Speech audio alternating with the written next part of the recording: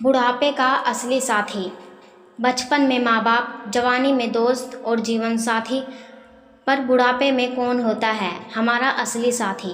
क्या वो संतान जिनके लिए हमने सब कुछ किया, या वो तन्हाई जो उम्र के साथ खुद ब खुद घर कर लेती है? आज हम आपको एक ऐसी कहानी सुनाएंगे जो दिल को छू जाएगी, सोचने पर मजबूर कर देगी। बुढ़ापे का असली साथी। यह कहानी है हरीश जी की, एक साधारण सरकारी कर्मचारी जो जिंदगी भर मेहनत करके अपने परिवार को खुशियों से भरता रहा। बीवी सुमित्रा, 2 बेटे राहुल और अभय और एक बेटी नेहा। हरीश जी ने कभी खुद के लिए कुछ नहीं मांगा। हर छोटी बड़ी ख्वाहिश बच्चों के लिए थी। अपने सपनों को भूलकर उन्होंने बच्चों की पढ़ाई, शादी, करियर सब कुछ संवार दिया। समय बीता, बच्चे बड़े हुए। बेटा राहुल विदेश चला गया, अभय शहर में नौकरी करने लगा और नेहा की शादी हो गई। बीवी सुमित्रा बीमार पड़ी और कुछ ही सालों में हरीश जी अकेले रह गए। धीरे धीरे घर की रौनक खत्म हो गई। ना कोई बोलने वाला, ना कोई पूछने वाला। मोबाइल पर कभी कभी बच्चों की आवाज़ सुनने को मिल जाती थी, पर वो भी बिजी हूँ पापा के साथ ख़त्म हो जाती। रोज़ सुबह चाय बनाते हुए वो 2 कप रखते, एक अपने लिए, एक सुमित्रा के लिए, और फिर एक कप वहीं पड़ा रह जाता बिना पिए, ठंडा होता हुआ। शाम को छत पर अकेले बैठकर वो आसमान से बातें करते। क्या मैंने कुछ गलत किया था?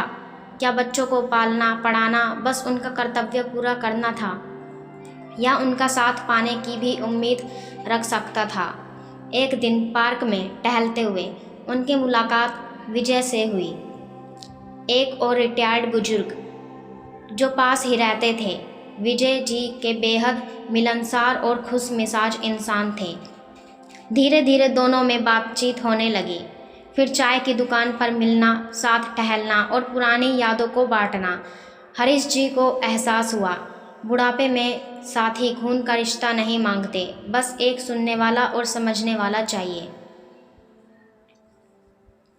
एक दिन विजय जी ने सुझाव दिया, क्यों ना हम दोनों मिलकर कुछ नया करें, कुछ ऐसा जिससे खुशी मिले। दोनों ने मिलकर बुजुर्गों की लाइब्रेरी और चाय क्लब शुरू किया। पार्क के एक कोने में बेंच लगाई, अखबार किताबें रखीं और हर शाम वहाँ 6-7 बुजुर्ग मिलने लगे। धीरे धीरे क्लब बड़ा हुआ। संगीत, कविताएं, यादें, हंसी और कभी कभी आंसू भी, सब कुछ साझा किया जाने लगा। हरीश जी की आंखों में चमक लौट आई। वो पहले से ज़्यादा जिंदा हो गए थे। एक दिन राहुल अचानक घर लौट आया। पापा को इतना खुश देखकर चौंक गया। राहुल, पापा आप इतने खुश कैसे हैं? हम तो सोचते थे आप अकेले होंगे।